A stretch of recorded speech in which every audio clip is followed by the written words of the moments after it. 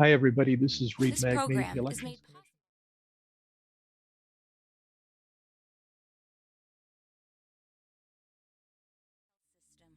Wisconsin Counties Association, Wisconsin Hospital Association. Watch Wisconsin Eye on Spectrum Channels 995 and 363 and at wisi.org.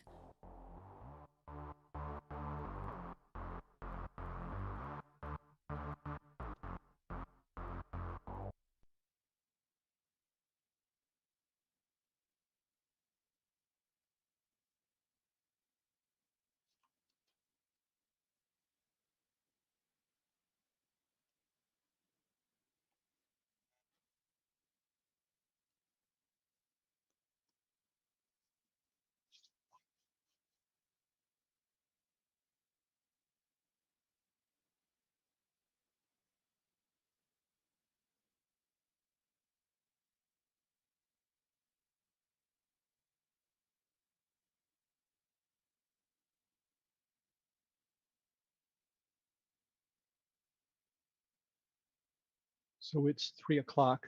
Megan's going to make a couple of opening remarks. And then if you want to ask questions, just raise your hand and I will call on you.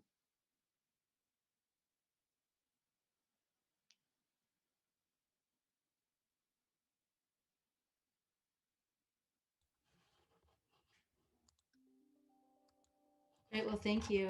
Thank you, Reed, and thank you everyone for being here today.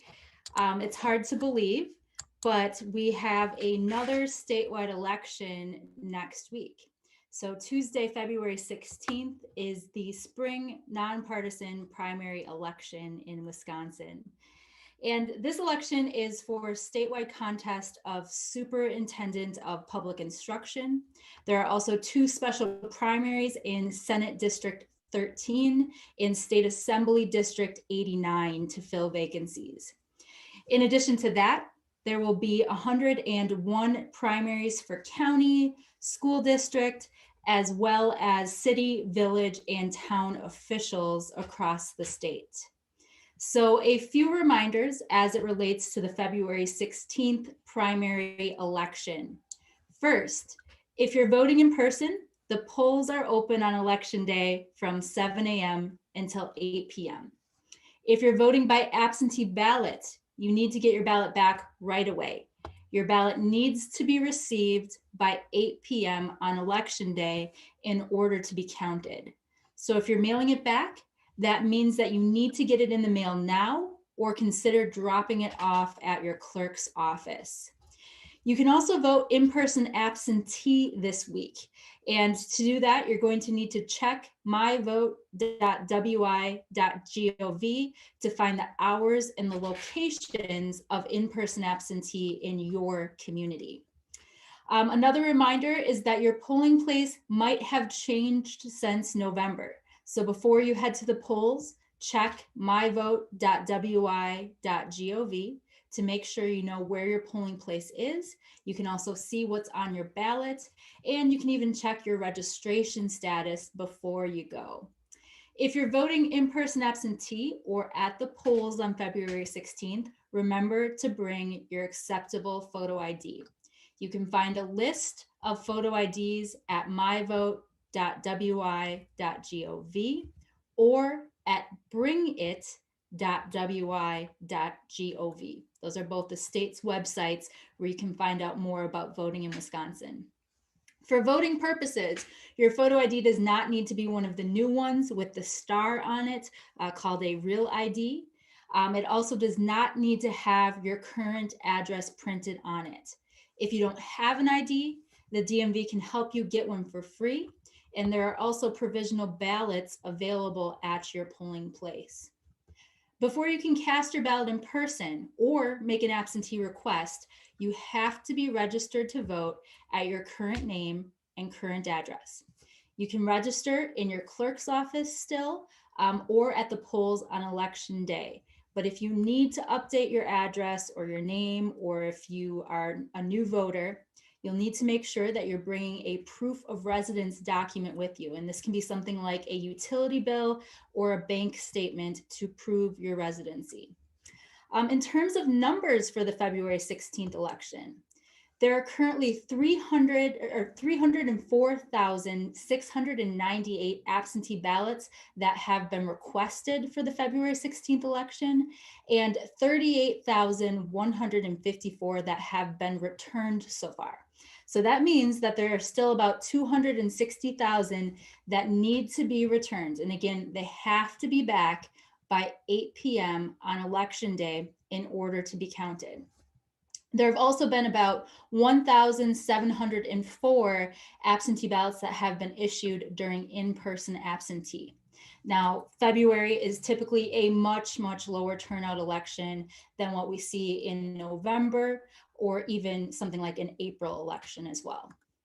So while we're already on to the 2021 spring election cycle, WEC has also recently put out some new data and analysis of the February 2020 election. The commission met last week to review the November data and report, which is available on our website. So before each election, we talk a lot about the importance of providing facts and engaging the public with the mechanics of elections. And I really think that the same is true after an election.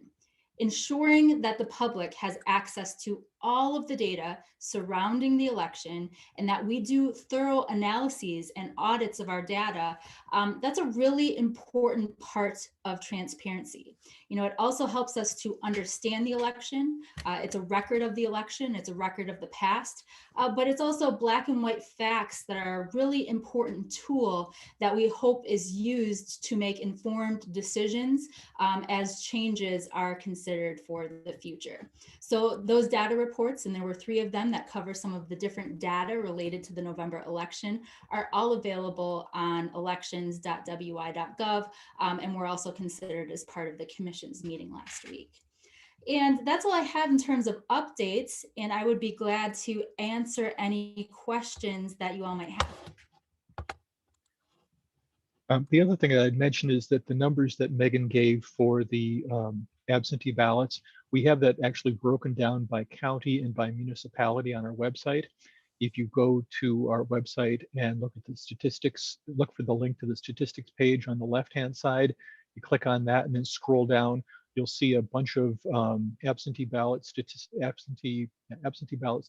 reports there, and we try to post them each morning, and you'll see the one for this morning there at the top of that list. So I don't see any hands raised yet for, oh, here we go.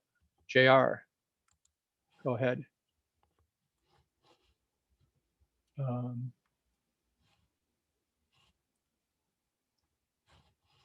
Okay, JR, I'm gonna have to promote you to a panelist because in order for you to be able to talk, and it's some weird thing.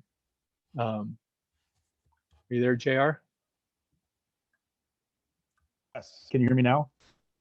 I can see you too. All right, great. A quick question, Megan, a different topic. Later this week, the JCRAR is going to vote on something with election deputies, and the audit committee is going to vote on the scope of an elections administration audit. Mm-hmm. Have you had communications with members of either of those committees to know what they're looking at, and are you guys prepared for whatever they're after at this point? Sure. So like you, we just saw the executive session come through for the Rules Committee. So it doesn't look like there's going to be an opportunity to provide testimony. It looks like special voting deputies will be the subject of that conversation and decision. And that, of course, is a decision that was made by our 6-member commission throughout 2020 and then leading into the February elections. So prior to each election, the commission has taken a look at what the guidance is from the Department of Health Services and has then relayed that information to the clerks in relation to if they'll be able to make visits to care facilities or if they'll have to proceed to sending those voters their ballots. And so it looks like that's the subject matter. I don't know anything more than that. And then in terms of the audit committee, we're still waiting to see the scope statement in terms of what they're considering, the proposal that they're considering. But, I think it's always great to have opportunities to do more analysis on our election. If they're able to offer additional resources to take a look at the data or the information surrounding the election to help us be able to produce more information to inform the public about the election, I think that's always great. So I look forward to fully cooperating, learning more about what they have in mind, and helping to support that effort in any way that we can. Thank you.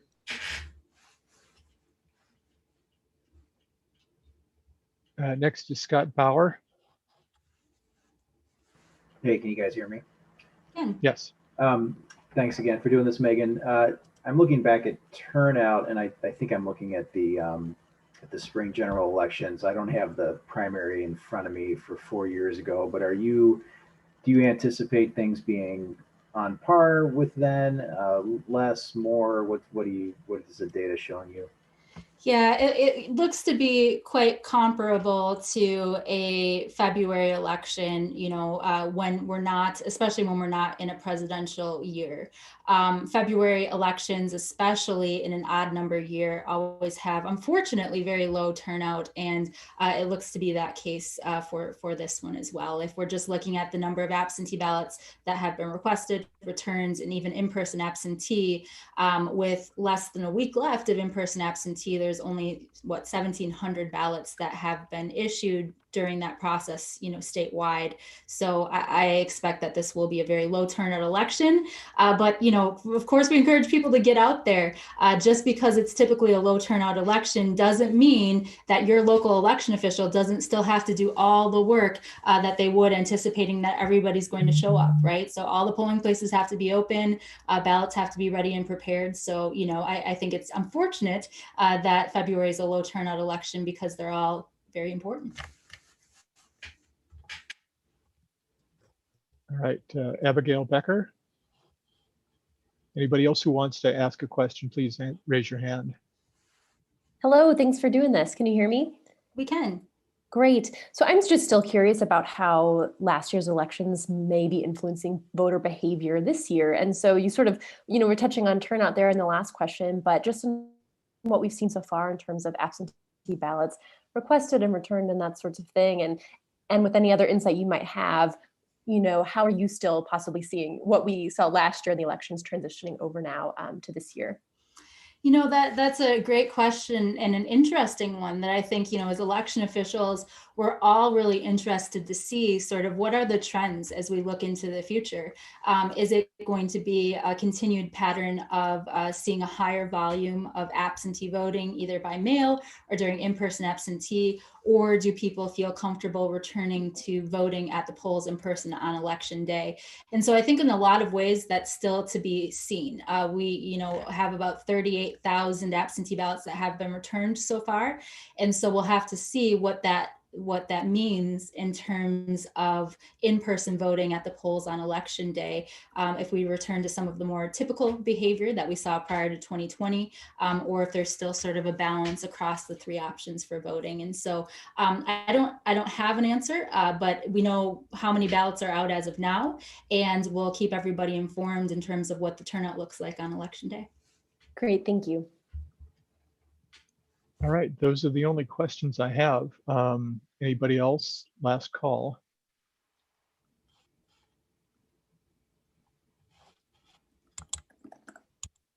Well, that made for an easy Monday afternoon. So thank you, everyone. I really appreciate everybody being here and helping us to get that information out about the February election. Thanks so much. And I'm sure we'll be talking to everybody soon. Megan. Thank you all for coming. Yep, bye. This program is a production of Wisconsin Eye, an independent, nonpartisan, nonprofit media network with a mission to inform, educate, and engage the citizens of Wisconsin. Wisconsin Eye is the nation's first and only independently funded state civics broadcast network, providing gavel-to-gavel access to government proceedings and events at the state capitol.